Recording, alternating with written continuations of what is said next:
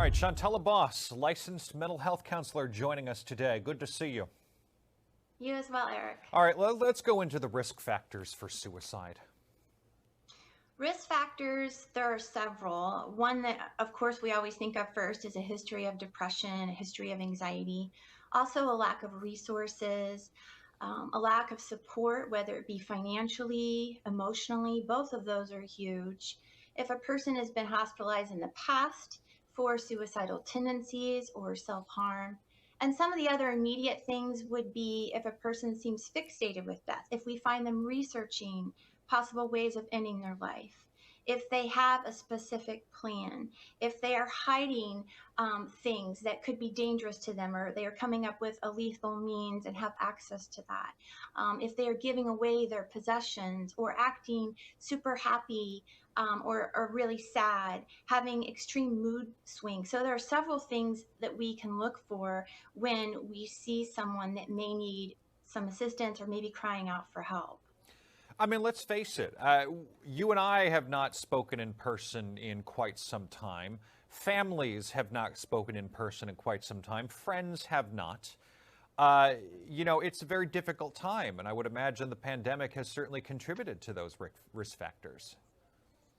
The pandemic definitely has, and I'm even seeing that personally in my private practice. There's been more suicidal thoughts and ideations than I've seen in a while. And that is true because of the isolation, because of the lack of connection. People are feeling very alone. There's almost a sense of hopelessness too with this pandemic at times because we don't know the exact end.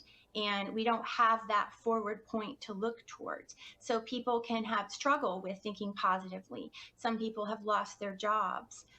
They're struggling financially to even get the resources they need to get better.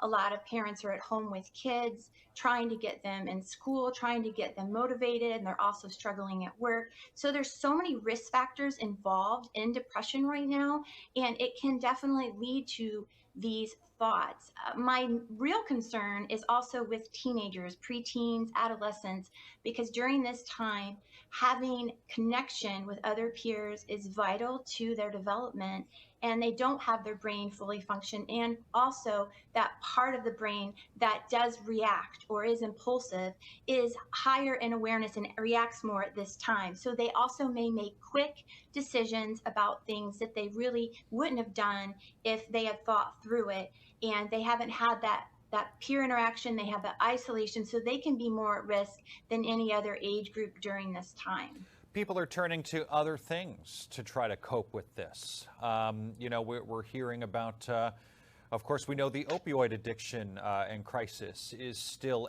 very much a problem and getting worse in some cases because of the pandemic. Yes, I am also seeing an increase in alcohol consumption, just trying to get rid of numb the feelings of the anxiety because of what's going on right now. You're definitely right. And that is a risk factor as well. Where can we turn for help if we're just feeling like we've just had it? We've lost our jobs, can't see our friends, can't see our family, we're just feeling so isolated. Where can we turn for help? Well, the first thing, if we're feeling like we may do something rash, is the suicide prevention hotline. Of course, you want to call 911 if you feel like you're in danger to yourself. But if you're just super depressed or need assistance in seeing someone, there are so many therapists that are online now that can offer support, that can offer assistance, and really trying to build up that social community, even if it is virtual, around us, people that support us. I talk a lot about how do you provide empathy to someone who's going through depression. You do not want to surround yourself with people who judge you if you're depressed, who say that you just need to get it over it, who say you're being lazy if you're having trouble getting out of bed or doing your job.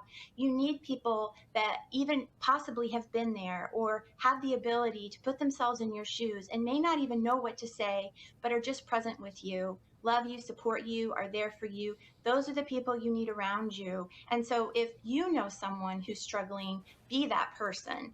And if you need that person, make sure that you have that connection. And some people don't. It's very sad, but I'm still in the office. A lot of therapists are. That human connection is still possible. We aren't all virtual, So seeking out a mental health professional, but if you do feel like you are about to harm yourself, immediately calling for help and not waiting for that. And I think you mentioned the National Suicide Prevention Lifeline. I want to give that number because that is so important. 1-800-273-8255. And 8255 spells out talk on your keypad because sometimes all you need to do is talk. Absolutely. You just need someone to listen and feel like you're not alone. Right. And if we can see that there's an end in sight, that there's some hope around the corner, and be able to change our mindset, suicide is a long term solution to a short term problem. So, really getting that help, getting that support, and working through it is so vital and important. Licensed mental health counselor Shantala Boss, always good to see you. Thanks for stopping by. You as well, Eric.